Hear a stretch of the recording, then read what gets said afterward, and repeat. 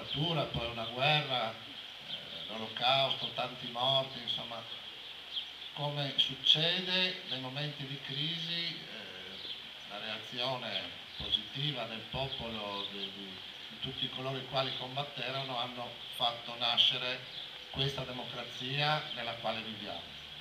E queste giornate servono per non dimenticare. È vero che la crisi talvolta ci porta a fare quello scatto e a trovare strade migliori, se ne parla diffusamente anche adesso rispetto a quella che è la crisi economica.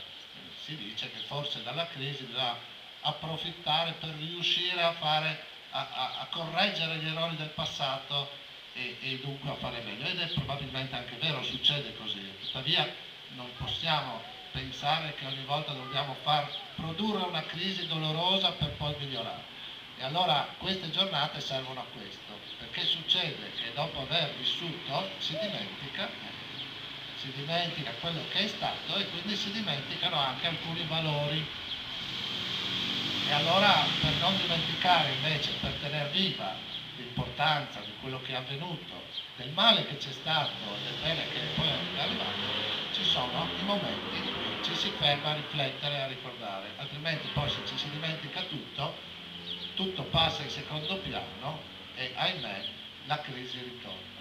Noi siamo qui per questo. I bambini ci ricordano che la tendenza è quella di vivere in un mondo di pace, però per poterlo fare non basta semplicemente augurarselo, ma ci sono comportamenti quotidiani che noi possiamo tenere in famiglia, nel lavoro, nella società, insomma, nel comportamento di tutti i giorni e naturalmente anche più in alto di quelle che sono nella politica e quelle che sono le responsabilità di chi sta ideali maggiori, di chi sta al governo.